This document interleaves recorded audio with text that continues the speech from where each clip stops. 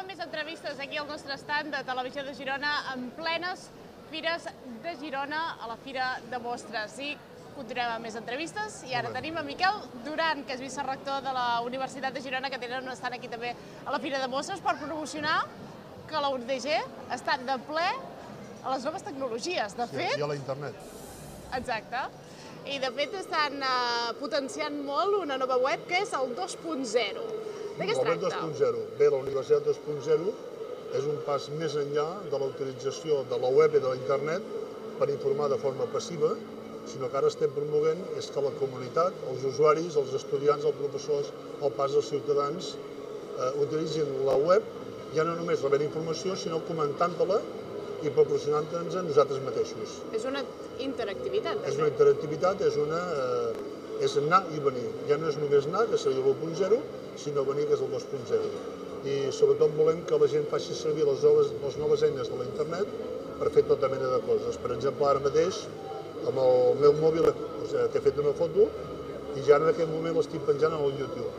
Perquè aquí estem promovent en aquest estant la web 2.0 amb 3 paraules clau que molta gent coneix com a marques importants, que és el Facebook, el Twitter, el YouTube, n'hi ha moltes altres, Sí. Jo, mentre tu vas parlant, per exemple, jo en aquest moment estic ara mateix, entraré un missatge en el Twitter, i per exemple, parlant amb la Lídia Vidal.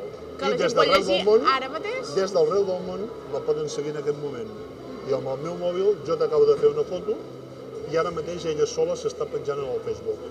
Coses com aquestes només són alguns petits elements que configuren allò que diguem el web 2.0. I la universitat, no la nostra, sinó arreu del món, està utilitzant de forma intel·ligent aquestes eines per donar un millor ensenyament, un millor entorn d'aprenentatge, fer millor recerca, interaccionar millor amb els ciutadans. Desglossem això una mica. A veure, hem fet sortir 3 paraules clau aquí, que és YouTube, Facebook i Twitter.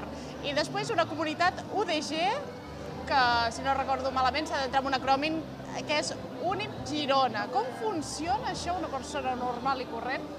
Com pot interaccionar a dintre d'aquests 3 elements? En aquesta nova web 2.0 està emergint una cosa que s'anomenen xarxes socials. Igual que la gent va a la Rambla de Girona o a la Rambla de Figueres a trobar-se i a fer el cafè, a nivell de l'internet la gent s'està trobant en diversos llocs, està parlant constantment, s'està enviant missatges, s'està trobant al Facebook. Tot això és el que configura el web 2.0. Vosaltres ens podeu trobar a la major part de xarxes socials senzillament posant Unip Girona. Voleu veure vídeos a la universitat, voleu conèixer la universitat, voleu veure quina recerca fem. Us connecteu en el YouTube, busqueu Unip Girona. Voleu veure fotos de la universitat, busqueu Unip Girona. I això també és important per captar també estudiants estrangers, perquè de fet hem dit que això es pot veure a tot el món. La UDG en aquest moment està promovent molt el tema de la internacionalització. Quan ara moltes vegades parlem de Bologna, encara que a vegades s'ha agafat una mica negativament, de fet té un element molt positiu, que és la transversalitat a nivell d'Europa, la mobilitat d'estudiants. Aquesta mobilitat no és només física, sinó també virtual. La utilització de la llengua anglesa, l'oferta d'estudis a Europa i que els nostres estudiants vagin també a Europa, necessita eines com la internet i la web 2.0 per estar desenvolupada amb el seu màxim potencial. Parlem d'altres coses, si li sembla. Per exemple, també s'està creant una altra web que és més pels joves, 41.udg.es. Què vol dir? Edu, perdona, no ES. Perdó, Edu.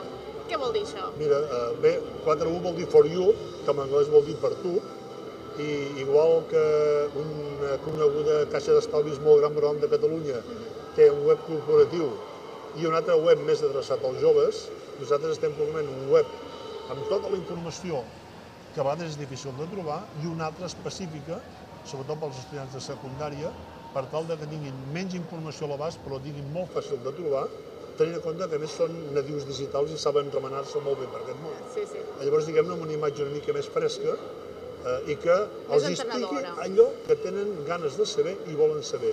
Per exemple, ara acaba de passar un noi de l'Institut Camp d'Orfeu de Roses que estava interessat en temes de recerca d'enginyeria del software i li hem pogut dir senzillament ves al web i allà ho trobaràs. Ha passat una professora de Roma que estava interessada en temes d'història de l'art i hem dit vagi al web, ja no donem DVDs ni CDs, allà ho trobarà tot. Realment estem davant d'un canvi bastant copernicà de tot el que és la informació arreu del món. I un altre canvi. També he trobat un fulletó en el seu estand que diu: estàs buscant feina, fes un vídeo d'un currículum. I llavors, com va? Com funciona això? És un altre exemple de 2.0. Igual que hem creat una oficina Universitat d'Empresa 2.0 en què empresaris, estudiants i professors tenen un punt de trobada virtual d'anada i vinguda, també hem fet un acord amb una empresa de Barcelona que es diu Divociència per tal de fer una prova pilot de currículums vitae multimèdia. Fins ara el currículum vitae era un paper, s'agrapava, ara el currículum vitae ja és un vídeo, un àudio, jo parlant en anglès, jo fent anar a l'ordinador, jo i el meu blog, jo i el meu Facebook, és tot un conjunt de coses i llavors el que fem aquí és que des de casa o des del Centre d'Informació i Atenció als Estudiants de la Universitat, un estudiant de forma gratuïta pot confeccionar-se el seu propi currículum multimèdia d'un ensurt amb un DVD, si vol, o bé internet, que ja els empresaris, en funció de l'oferta i la demanda, ja reben.